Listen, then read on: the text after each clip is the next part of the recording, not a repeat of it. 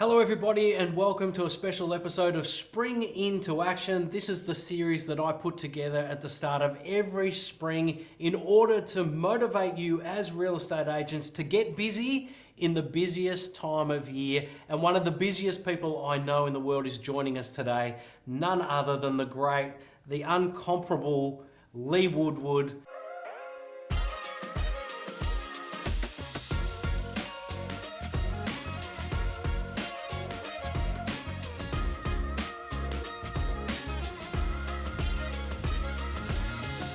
Welcome, Lee, to Spring Into Action. Great to have you on the show. Thank you, Jonathan. That was quite a big intro. That's where people say, I thought you'd be taller, but there you go. Well, I wanted to bring you on the show, Lee, because you've just launched your new book, Claiming Doors. I have. And I've been lucky enough to get an early copy and read it. It's an amazing collection of information to get anyone up and running. I feel as though after reading that book, I could go get my license tomorrow and be an effective agent. Yeah, definitely. And, you know, in the first 2 days of the book, I think we had 200 sales straight away. And I keep my eye on the web shop. I like seeing people who invest in what we do. And some of the top performing agents who bought the book, and some of those I don't even coach or look after, but I know their names well. And you think, wow, what's everyone looking for? And everyone's looking for that edge. And sometimes people are going, you know, I was better back then. I've come off track and I really want to sharpen those core skills because it's very easy to get off track. And the book's like 30 years of work, the best of the complete salesperson course, all the other books, frameworks, everything I've done. But I was able to break it into snacks because I did the complete salesperson course audiobook for Audible in 2024. And then I had to go and do all the recordings again for the Snack app, which is like 6 minutes of audio of fees 1, 2, 3, lead mode, sell mode, so people could just go to the index and get to what they needed. So the response has been wonderful, and doesn't matter what level you are, there's just a right way of communicating through to the community to get a result. And I say that it's a book about communications. Like prospecting is one thing, but it's a communications plan. You get the right sequence and order, and you're going to get the right outcome. You tend to be a defender of the craft. You were a real estate agent 30 years ago and then moved into training after that. You've dealt with some of the best real estate agents Australia's ever seen. You've been able to sit with them and share knowledge with them and take their knowledge back in return. Do you think not enough agents are focused on learning the craft? I think there's a tendency today to think it's going to be easy. I'm going to make it straight away. It won't be hard because they've seen the current markets we've come through. So I think there's a resistance to understanding the study that the greats have done. So I've done over 1,400 agent interviews, and there's not a famous agent in this country I have not interviewed at some point, and they've shared their story. But when they get into the depth of their story, you'll see how much they did, the books they read on negotiation or the courses they've done. Phil Harris, done the complete salesperson course 22 times. And people go, are you thick? Or no, but repeatable performances. You know, once you get a model, you want to stick to that model. So I think people think it's going to be easier, and then they run into challenges like, oh, I'm having troubles with fees. Did you do the study on how to deliver fees? Do you realise how to do the sequence of a fee? No, I don't. Well, it's not the fees then, it's the lack of study. And that's a challenge. There's more effort got to go into that daily, weekly training to study the craft and expect to study the craft. And I study every day, I can't get away with it. So how other people expect to get away with it, I don't know. Do you think there's been, this is a bit of a result of having such a strong real estate market for so long? I mean, we've had almost 8 to 9 years, particularly in the major cities like Melbourne, Sydney, Brisbane, in a way Adelaide and now Perth, where properties in those areas will seem to sell themselves a bit. That was just a numbers game. Get as many listings as you can and the sales take care of it themselves. That seems to have shifted in the last couple of years, and are we seeing an era of now agents needing to catch up because it's sort of almost been an autopilot business prior to that? Yeah, these fast markets aren't good for skills training because it's all happening so fast. And if I gave you an analogy, let's say we had to go overseas and we picked up Manchester City and said, you're going to come and play soccer in the A-League in Australia for 1 year. They wouldn't be stretched or tested or, they're such an elite team. But the following year when they go back to the A-League in the UK, they would struggle because they've been playing a far easier game. It's not as fast, heaps of time to move. Then they get back over into their own and they're like, whoa, this is the A-League players again. They would feel that. And I think that can happen in a real estate market. For most of us who've been in real estate, a property being on the market for 6 to 12 months was just normal. That's the way it was. Be it the interest rates, people couldn't buy, whatever it was, you were forever reducing property, but you were taught in that tough time. Like I came in straight after the boom and you could get a job in real estate because everyone had left, but I didn't know what I didn't know, so I learnt in that time, and that was probably, looking back, one of the best things that happened to me. So as times improved, I was used to a harder game. So yep, we're going to see an effect there. Not the agent's fault. They came in on a fast market where things are selling in 24 hours, a week or 2 weeks. But as we go through those changes that we're seeing now, a lot of people are like, well, hang on, it's been a month and this thing's not sold. And that's still a short time frame. But if they haven't had to learn the skills in that time, now would be the time to say, okay, appreciate that happened, I've got to get stuck in. Don't run, just learn the skills required to have that communication point. There seems to be this panic around the 4-week price erosion with agents at the moment. But if you speak to the older guys, they think, we're just returning to a normal market. Where are we at? There is a known fact in real estate called the vendor timeline. In the first week, they love you, but they're highly suspicious of any early offers. In weeks 2 and 3, they're warming up to the process and are expecting an offer, and this is why auctions are traditionally held on the 4th week. In weeks 5 and 6, the owner now believes they're with the wrong agent. They should have gone with the other one they interviewed, maybe the one who was charging a little bit more, because they're not getting their result. And it's called the vendor timeline. Now, if you know that, in weeks 1, you're having very different conversations versus waiting, which is, silence implies consent. It's in week 1 that you need to sit with the owner and say, okay, we're 25% of the way through our campaign and we haven't got the numbers that we need. We should be here, we should be there. But people are waiting for the problem to escalate versus realizing what is a week 1 conversation, what is a week 2, what is a week 3, and that daily continuous communication of the text message of, hi Jonathan, this link is to a property that just sold by Ray White on the weekend to a purchaser I brought through your own home.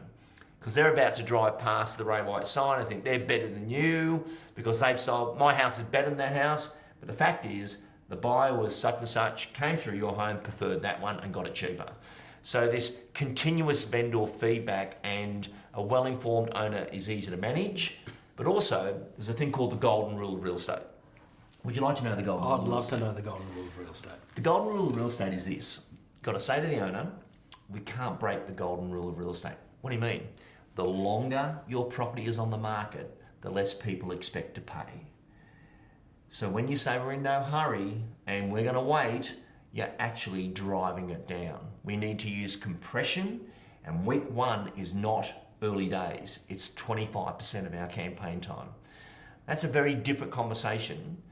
And I think also many agents don't want to upset the owner. They want it all to be like, but it used to be it sold in 2 days and everyone was happy and popping champagne. You've got to learn the skill to care, but not too much, and provide the owners with the facts and evidence they deserve to make an informed decision. From an embedded observer of real estate, so you're dealing with agents every day, and I think this is one of the great things about being a trainer, is you get to deal with agents all over the country in a day. You can be speaking to Perth, Sydney, so you get a feel for the whole market. And there's a lot of pressure on property and real estate in Australia at the moment. Where do you see it going? I see agents are going to have to be far better progress report communicators, meaning people use the term vendor report, but it's a progress report and where the property is progressing on a daily basis. And I think the introduction of the digital sale for offer management only, that the agents being facilitating There's some great sales out there now that, Jonathan, you might register to bid, and that button's on REA now that you can register to bid or buy the property. And then that goes through to the offer management system. The people have to put in all their details. They submit that offer. The agent approves it. It doesn't just go straight digital. The agent has to approve that person's offer. And that notifies the other 13 people who are registered. That transparency and purchaser confidence and justification is definitely where we're going to see some great results. Yeah, I must admit, with real estate, one of the things that always has turned me off is the blind envelope. Put your best price in. Yep. Other agents will say you've got to go auction because it's transparent. Everyone can see where the price is at on the day, at the time, in the moment. Yep. No one can complain. What do you think is the best way to sell a house? Personally, Yeah. a timed auction. Because some people, there's always a place for on-the-lawn auction, do not get me wrong. But the on-the-lawn auction, people do lock up. They're in public fear of people watching them. Whereas, you know, the very famous story of Robin's mum's place, my wife. Yeah. Little townhouse going on the market, it's worth 900 to 950. We did a timed auction, and Rob goes, why are we doing a timed auction? I said, because I'm teaching everyone and I've never done one. And we put it on the market, 2.5 week campaign. We used the sale funding process from Sale Funder. We styled it, Botoxed it, painted it white. And the auction started. The first bid was 920, the reserve was 900. And traditionally that just would have sold at 989 because that's what it could have been on the market for. And then I think about 76 bids happened over that 2.5 week period, and it sells for 1.211. But the purchaser confidence came from the purchaser and the other purchaser. And if they're going to buy it, we're going to buy it. Whereas when the agent says, oh, we got an offer on the property. Ah, yeah, sure. Oh, right, yeah. So the transparency gave the confidence in that sale. And that was life-changing for the family. It really was, that it went for such a great result due to process and due to presenting the home. I think people underestimate that finished product sells well. And the agents that go, oh, you don't need to do that, we'll be right. That is really bad information. And with the sale funder process, they're typing the address, you're allowed 15 up to 60 grand on some of these homes. Getting those repairs done and styling it and doing it is what a professional agent needs to do. There's no shortcuts to a great price. Yeah, that's great insights. I think but Donald Trump, before he became controversial, used to use a quote saying, if you're going to sell a car, make sure you sell the shiniest car on the lot. Yeah, detail it. And I think that's the same with houses. Like, I think I go to a lot of open for inspections, and I'm stunned sometimes of the conditions of the houses between what you see online with virtual staging to the disappointment of when you arrive to the real place. And I think that's a challenge. How do you think agents need to manage that? Yeah, I've always felt this, even before the AI came into the whole thing. Agents would get on the phone and go, oh, Jonathan, got the perfect house for you, it's great, you're going to love it, and they oversell it. And the person gets there and goes, oh, nothing like I was expecting. You know, they had this vision in their mind. That's not the way you sell a property. Versus, Jonathan, I've got something. It meets most of your criteria. I wasn't sure to show you or not, but I really think it's worth you checking this one out. And then you go in and discover the property in your own mind, coming from that platform, versus, you know, the fake brochure. It'd be like going on a holiday and it shows this beautiful lake and sailing boats. You get there and it's a green lake and they're renovating. You know, that's doing a disjustice to the property. Yeah. So moving into spring is always the busiest time for real estate. Although I think it's becoming less and less. I think we're moving more in like a 24-hour news cycle now with real estate. Yeah. The technology is allowing people to look and view and even bid on properties, even when it's raining and storming outside, as it often is in Melbourne this time of year. What are 3 tips you would give an agent who isn't quite where they think they should be at the moment, moving into spring? What are 3 quick tips that they can implement in order to change the trajectory the rest of the year? First thing, get a brand new, fresh, different, up-to-grade professional photo of you, and start with a fresh photo. And as soon as you put that on your socials, everyone's like, oh, you're back in the game, versus your photo's 15 years old. So the first marketing moment is you. And there's been some great audios we've done on that. But I know myself, I can do a new photo shoot of Robin and I, and the amount of people that re-energize around you versus it's just yesterday, I think it starts with you. Then I'd start running owner expectation meetings. So yes, we're coming into spring. There's going to be a lot of buyers who don't buy, but they're out looking, and we may get a fake read on the market. Whereas a couple months ago, anyone out in the freezing cold definitely needed a house. It was easier to find the buyer. But we're going to see a lot more people at your house, and you think, oh, look at all these people. Most of them won't buy. They're just out because it's warm, it's spring, and we're thinking about, but they're not committed. And our job in real estate is attract, engage, commit. So let's set some expectations on not only the volumes, but the real people who may be in a position to buy and not have fog around that audience coming through. Then the last tip is run a price improvement program, which is it's going to be styled, it's going to be repaired, get a full building and pest report, have everything in a clean bill of health. You know, there's so many agents out there, Jonathan, who are sales prevention officers. Like, I want to go and buy a house today. Let's say it's an investment and it's a townhouse. I don't want to buy it today. And the agent says, well, you'll have to do your building and pest reports and strata reports. Why aren't they done? I want to buy it today. Oh no, you have to do those. So we've all got to wait a week now, yet that could have been part of the marketing package. That is a building report, pest report, and a strata report, and I could have exchanged today. But I can't exchange today because you're preventing me, or there's a guide on it, and I say, oh, what can I buy it for? Well, you'll have to make an offer. What does the owner want? I'll buy it. Well, and there's this problem that you're not allowed to buy it because of the process. Yeah, that's incredible that real estate agents need to be hurdle removers. Oh, the worst one, and I'm probably going to upset the entire world here, contact agent. You know, I've been looking to buy in a certain part of Australia and I've just given up. It's just too hard. Actually, we bought somewhere else because we just got sick of contact agent. The agent would then email us the information we need. And this is off the website where you've got to fill in the form rather than just pick up the phone number. Well, you want to buy it, and I'm from Sydney, and if I'm looking for Kingscliff or Byron Bay or something like that, I don't know if it's 1 million or 3 million. I don't know. And it says contact agent. And there's this resistance to it. I just want to know what they want so I can pay it. But if it's a mystery and all these boxes, it's just too hard. I'm just going to buy somewhere else. So don't be a sales prevention officer. Don't be too tricky. Keep it simple. At least auction, you know where you stand, and there's a guide. But if it's not auction, and interesting thing, in a digital auction, if I make an offer and someone goes above, I get notified, and I choose if I go up. Versus, you can go back sometimes and go, okay, I want to go, oh, it's sold. What do you mean it's sold? Oh yeah, someone came in and you're like, you didn't tell me. There was no notification, and the property's been undersold now. That's a great example of where technology is coming in to help. I think transparency... Protect the consumer, for sure. Yeah, I think transparency is key in everything that real estate agents do. As a former journalist, journalists don't rank that highly on the scale of public opinion, and real estate agents are down there with us. What a world. And I know. And car salesmen, so we're a family of it. So I think transparency is the answer to that. Being 100% and open. Be excited about it, though. Yeah. Be excited. People think, oh, it's taking away my job and so forth. No, it's not. Unless you are the taxi driver to Uber. Yeah. Like, if I can see my Uber come up the road, I should be able to see an offer on a property for $1 million plus I want to buy.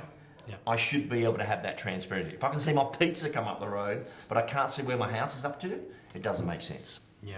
Amazing. The fourth piece of advice that you want to give people is go and buy that book, Claiming Doors. Please tell the Spring Into Action audience, where can they get their copy? So you can go to leewoodward.com.au. It's on that site. You'll probably see it on our socials as well. Claiming Doors is the perfect spring diet. Just start doing a couple of snacks a day. So, you know, if you got up every day and did a routine and just said, okay, every day I'm going to do 2 snacks, like, you'll get through the book pretty fast. But there's 2 great things you're taking into the marketplace, but take it into the marketplace. You know, the buyer qualification process or the buyer interviews, you know, versus, how much have you got to spend? I'll show it to you. You know, that's an error. You're in the lounge room. You bring up the fees. Not have the owner say, oh, what's your fee? You're out of sequence. And start getting match fit with the snacks, which is now, you know, the system behind so many people doing well. congratulations on the book. Thanks for joining us on Spring Into Action. It's an honour to have you, and to be able to sit across the table from you is a great honour for me. So thank you for making that happen, or allowing that to happen, and for your insights. And I wish your book all the best, and I'm sure it's going to be a smash hit if it isn't already. Thank you, Jonathan. Cheers, Lee. Now, if you enjoyed this episode of Spring Into Action, please don't forget to leave a like. It tells the algorithms that you like this sort of content and encourages creators like me to keep making it. Also, leave a comment if you've got any questions, and if you've got other people who you think could learn anything from the interview that we just conducted, don't forget to share it to them as well. Otherwise, I really appreciate your attention. Thanks for watching, and I look forward to seeing you on the next one.